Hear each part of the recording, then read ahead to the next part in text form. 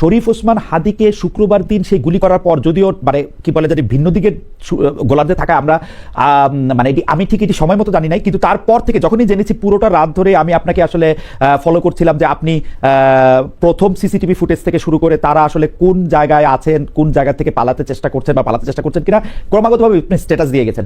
আমার প্রশ্ন, যে তথ্য আপনার কাছে থাকলো সেই তথ্য কি বাংলাদেশের যারা আইন শৃঙ্খলা রক্ষাকারী বাহিনী যারা এটা কাজ করবেন তাদের কাছে ছিল না, নাকি তারা আপনার কাছে তথ্য দিয়েই তারা খালাস হয়েছে? পালানোর বিস্তারিত গল্প যারা সরবরাহ করছে তাদের দায়িত্ব ছিল ধরার। সাহেব, আসলে পালানোর বিস্তারিত গল্প এবং এই যে সরবরাহ করার যে বিষয়টা আছে, আমি আপনাকে বেশ মজার একটা কথা বলি। আমাকে গোয়েন্দা সংস্থা থেকে আমাকে তথ্য সরবরাহ করা হয় না। এটা অনেকেই মনে করেন যে আমাকে গোয়েন্দা সংস্থা থেকে আমাকে তথ্য সরবরাহ করা হয়, বাট বিষয়টা এমন না। আগে আমার গোয়েন্দা সংস্থাতে প্রচুর সোর্স ছিল, এখনো গোয়েন্দা সংস্থাতে প্রচুর সোর্স আছে, এবং আমার যখন কোথাও কোনো প্রয়োজন হয় কোনো তথ্য জানার জন্য আমি তাদেরকে রিচ আউট করি, তাদেরকে রিকোয়েস্ট করি যে এই বিষয়ে কোনো ইনফরমেশন জানার সুযোগ আছে কিনা, অথবা তারা যদি মনে করেন যে তারা কোনো কিছু একটা পলিটিক্যাল কারণে করতে পারছেন না, they do share with me sometimes যে হ্যাঁ এটাকে এভাবে করলে হয়তো বেটার হয়। তখন আমি তথ্য পাওয়া মাত্রই যে আমি জাম্প করে বসবো যে তথ্যের উপরে আমাকে অ্যাক্ট করতে হবে, ওইটাও না। নর্মালি কোনো তথ্য পেলে আমাকে ওইটা ভেরিফাই করতে হয়, আমাকে এটা কয়েকটা সোর্সের মাধ্যমে আমাকে এটা যাচাই করতে হয়। তো আমি কোনো তথ্য পেলাম সেটাকে আমি ভেরিফাই করবো না, না করেই আমি জাম্প করবো যে এটাই হচ্ছে কনক্লুশন। ব্যাপারটা এরকম আমি করি না, এটা আমার পক্ষে করা সম্ভব না। এটা হচ্ছে একটা ক্লারিফিকেশন। সেকেন্ড হচ্ছে যদি আপনি আমার ইয়াটা একটু বলতেন যে মানে আপনি যে তথ্যগুলি পাইতেছেন সেই তথ্যগুলি কি বাংলাদেশের যাদের ধরার কথা এইটা দিয়ে আবার আমি যে তথ্যগুলো সেদিন পাচ্ছিলাম, এখন ইউ আন্ডারস্ট্যান্ড আমরা যখন কাজ করি এই ধরনের অনুসন্ধানী সাংবাদিকতা নিয়ে যখন আমরা কাজ করতে হয়, আমাদেরকে বিভিন্ন ধরনের মানুষের সাথে পরিচয় রাখতে হয়, বিভিন্ন ধরনের লোকজনের সাথে আমাদের পরিচয় থাকে। এই লোকদের মধ্যে কেউ হয়তো হতে পারে পুলিশের অফিসার, কেউ হয়তো হতে পারে আপনার আন্ডারওয়ার্ল্ডের সাথে রিলেটেড এরকম কোনো লোকজন, কেউ হয়তো হতে পারে আপনার অন্য কোনো পলিটিক্যাল পার্টির লোকজন, কেউ হয়তো সরকারের ভেতরে কোনো লোকজন, নট নেসেসারিলি যে ইন্টেলিজেন্সের লোকজন অথবা সিকিউরিটি ফোর্সের লোকজনই দিচ্ছে। এখন হয়তো এখানে এমন লোকজন আছেন যাদের পক্ষে এই তথ্যের ভিত্তিতে অ্যাক্ট করা সম্ভব হচ্ছে না, এবং আমার জন্য এই ছেলেটাকে চিনতে সময় লেগেছে কমপক্ষে হলেও 4 থেকে 5 ঘন্টা। এবং এই তথ্য আমার কাছে বিভিন্ন মাধ্যমে আসছিল। ধরেন তার বন্ধুরা কেউ আসছিল, তার সাথে পড়াশোনা করেছে এরকম কেউ আসছিল।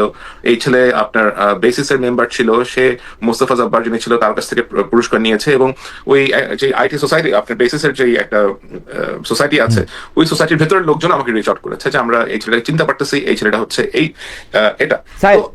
স্যার আপনি কিছু মনে করলে আপনার একটা কথা বলি, আপনি তো একজন মানুষ, বাংলাদেশের ডজন খানেক গোয়েন্দা সংস্থা আছে যাদের এই কাজগুলি রুটিন অনুযায়ী করার কথা।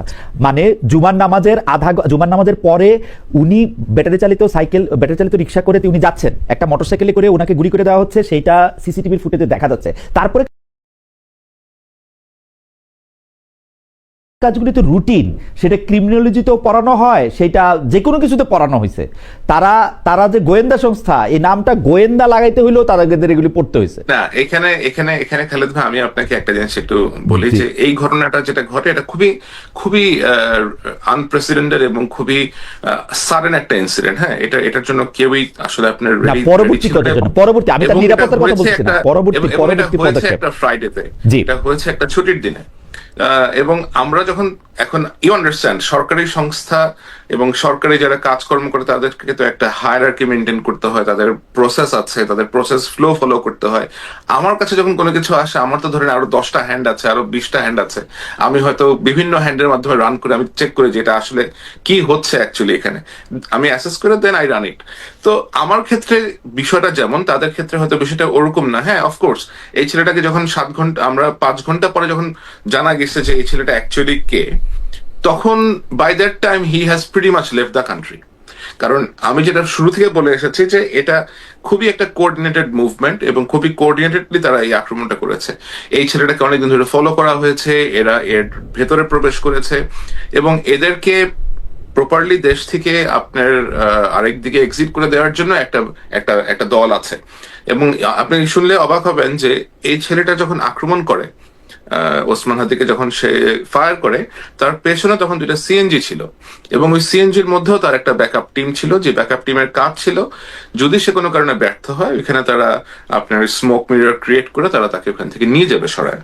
তো এই জিনিসগুলো তো অবশ্যই আমাদের এজেন্সিরা যারা আছেন তারা অবশ্যই এখন এই বিষয়ে অনেক সচেতন হয়েছেন I hope they are working on it on a very serious scale. আমি যেটা শুনতে পাচ্ছি, they are very serious about it. তো এরকম একটা ঘটনা আশা করি তারা ভবিষ্যতে আর যেন না ঘটে, এটা ঘটাতে তারা সর্বোচ্চ অবস্থান নেবে।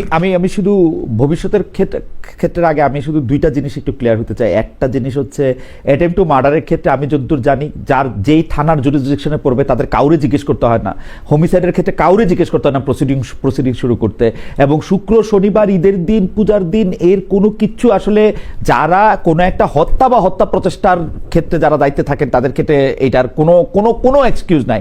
কিন্তু আমরা দেখছি যে নড়তে চড়তে উপদেষ্টারা এসে একটা কথা বলতে, এবং সেই কথাও মানে অর্ধেক মিনিংলেস।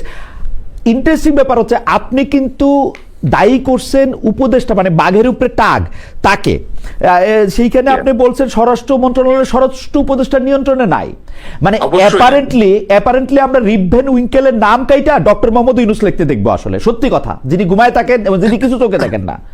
কারণ হচ্ছে আপনি লিখতেছেন এখানে আমি আপনাকে একটা জিনিস বলি খালিদ ভাই, এখানে আমাকে একটু সময় দেন, আমি আপনাকে একটু বুঝিয়ে বলি। যেটা বেসিক্যালি হয়েছে, যেটা আমি কালকেও একটা জায়গা থেকে বলছিলাম, যে সরকারের ভেতরে কিছু সরকার, মুর্তজা ভাই যেমন বলছিলেন যে এখানে অনেকগুলা উইং আছে, অনেকগুলো ইন্টারেস্ট পার্টি আছে এটার ভিতরে। এটা খুবই সত্যি কথা যে সরকারের ভেতরে যেহেতু বিভিন্ন জায়গা থেকে সমন্বয় করে লোকজন এখানে এনে জড়ো করে একটা সরকার পরিচালনার অবস্থা করা হয়েছে, এখানে বিভিন্ন মতের বিভিন্ন আদর্শের লোকজন এখানে আছেন, এবং এর মধ্যে এমন কিছু লোকজন আছেন যারা হয়তো কোনো মতাদর্শের না, তারা তাদেরকে জাস্ট নেওয়াই হয়েছে সামনে আপনার কুমিরের বাচ্চার মতো প্রেজেন্ট করার জন্য। এরকম 3 থেকে 4 জন উপদেষ্টা আছেন, এবং আপনি দেখবেন যে পৃথিবীর যত কিছু হয় যে সরকারের হয়তো একটা চেয়ার ভেঙে গেছে, ওই উপদেষ্টার দোষ। কোথাও হয়তো কোনো আপনার বিদেশে কোনো একটা শ্রমিক পা পিছলা পড়ে গেছে, সেটাও আরেক উপদেষ্টার দোষ। কোথাও এক যাত্রা পালানে কোথাও কোনো কিছু একটা হচ্ছে, সেটাও হচ্ছে আরেক উপদেষ্টার দোষ। সুতরাং এই যে ধরেন আপনার উপদেষ্টারা যে কিছু লোকজনকে স্কেপগোট হিসেবে তারা নিয়ে আসছে এখানে আপনার অন্যদেরকে আড়াল করার জন্য, এটা একটা বাজে প্রয়াস আর কি। তো এটার অংশ হিসেবে আমি আপনাকে বলবো যে একটু হোল্ড করবেন প্লিজ, একটু হোল্ড করেন। সরি জি আপনি কন্টিনিউ করেন। তো যেটা বলছিলাম যে ধরেন আপনার উপদেষ্টার উপরে তারা নিয়ে আসছে কিছু আপনার সহকারী টাইপের লোকজন, অথবা আপনি একটা উপদেষ্টা এনেছেন, তাকে আবার মনিটর করার জন্য you have a person like উপদেষ্টা। আপনার এখানে প্রটোকলে কে বড়, বিশেষ সহকারী বড় না অবশ্যই উপদেষ্টা বড় হওয়ার কথা। কিন্তু ওই যে বললাম যে ভেতরে যে আপনার এতগুলা ভেস্টেড গ্রুপ আছে, এতগুলো ইন্টারেস্ট গ্রুপ আছে, আপনি কখনো দেখবেন না যে গণপূর্ত উপদেষ্টা যিনি আছে আদিলুর রহমান, আমি নাম ধরেই বলি, এখন তার আসলে এত লুকাচুপি করার কিছু নাই। আদিলুর রহমান শুভ্র সাহেব is always in the background. Junior যত দোষ আসিফ নজরুলের, জুনিয়র যত দোষ মোস্তফা সরোয়ার ফারুকীর, জুনিয়র যত রকমের অপকর্মের দোষ ওই আপনার স্টুডেন্ট অ্যাডভাইজার মাহফুজের। পেছনে যারা নিজেদেরকে এমন মিনিস্ট্রিতে রেখেছেন যে সামনে আসতে হয় না, গণপূর্ত মন্ত্রণালয়, শিক্ষা, তারপরে আবার আপনার পাওয়ারে আছে একটা, এই লোকগুলা তারা যা করেছে, এটা আমার মনে হয় তারা খুব ভালো করে জানেন যে তারা কি করেছেন সরকারের ভিতরে থেকে, এবং এখনো তাদের কারা কি কোথায় কি করে চলেছেন। এই যে আপনি স্বরাষ্ট্র উপদেষ্টাকে যে ওখানে বসে আছেন, এই ভদ্রলোকের সচিবটা কি একটু খোঁজ খবর নেন, এই যে তার সচিবের আপনার পলিটিক্যাল যে অ্যাফিলিয়েশনটা কি, উপদেষ্টা সাহেবের যে সহকারী আছেন ওই সহকারীর পলিটিক্যাল অ্যাফিলিয়েশন কি, সে আগে স্টুডেন্ট অবস্থাতে সে কিসের পলিটিক্স করে আসতো।